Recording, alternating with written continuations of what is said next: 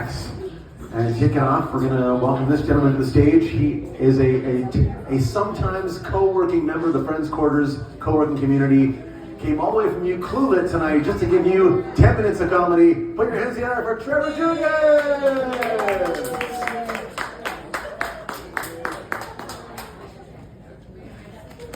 All right, well, I appreciate that uplifting tune from Joel to end it off because I only do sad jokes. I noticed there's some youngsters in the crowd. There is some blue language in my bit, so too fucking bad. I haven't done a lot of stand-up comedy. It's new to me, and people gave me some tips, right? They're like, keep it light. So here we go. I have stage 4 cancer, and I found that out maybe about 6 months ago, so I'll just share a little bit of my journey there. I was obviously disappointed to find out I had cancer, and I was really disappointed to find out it's not like PlayStation. The higher number isn't better. It's more like a Rocky movie, actually. The higher the number, the worse it gets. Rocky 1, not too bad. Cancer 2, kind of okay, but Rocky 4 really sucks. I could kind of go for some of that young Stallone cancer right now, I'm not going to lie to you. Adrian! To be clear, though, I'm not taking this lightly. Cancer is obviously very serious. I like to say cancer's no joke, but cancer jokes are jokes. So the first stage of this whole journey for me was denial, right? A little bit of education, a little bit of denial. They said, Trevor, surprise, you got the big C. And I said, I'm a bald guy, love wearing tubes. Is this a diagnosis or typecasting? So once you kind of assimilate the news, then it moves out into your family, right? And my family's been amazing, obviously. My Polish mother, she's having some trouble with it. I'm like, Mom, they're giving me chemo. And she said, I love pierogies. I said, Mom, no chemotherapy, not chemo pierogies. And she thought about it and said, I'll get sour cream.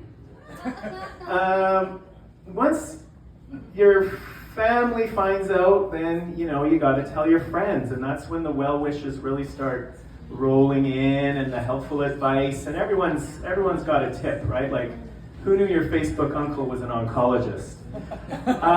People will recommend, try this broth diet. Go vegan. To which I say, the goal here is to not die, not wish I was dead. Little known fact, actually, guys, cancer is one of the only known cures for veganism.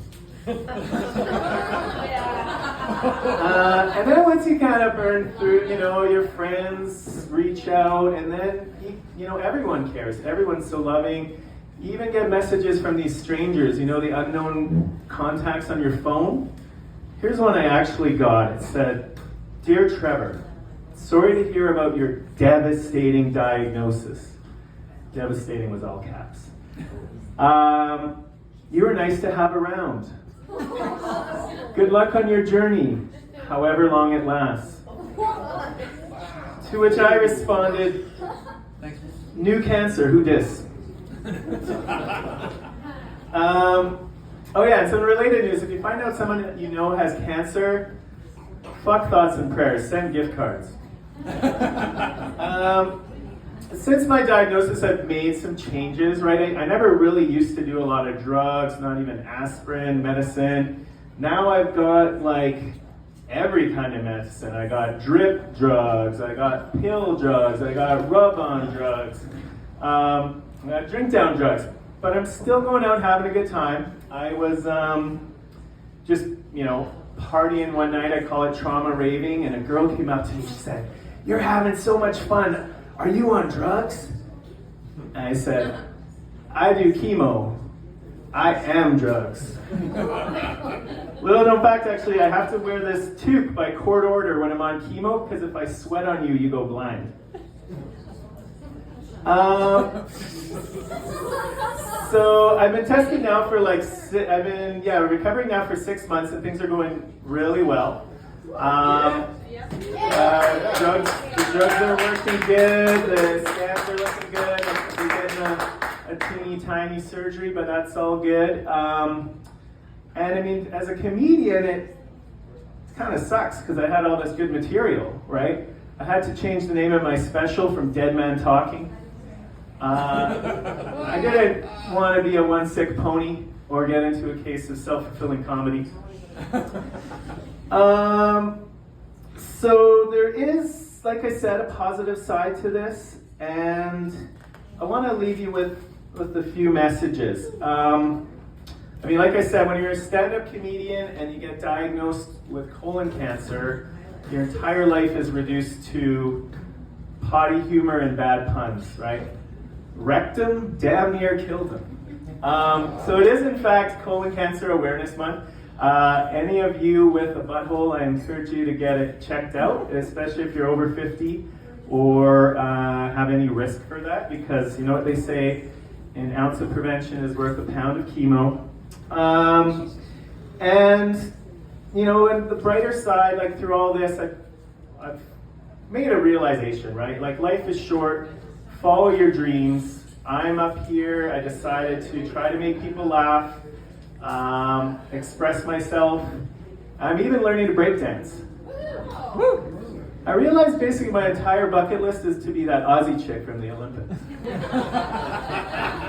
All right, guys, thanks very much. Thank you, Friends Quarters. Have a good night.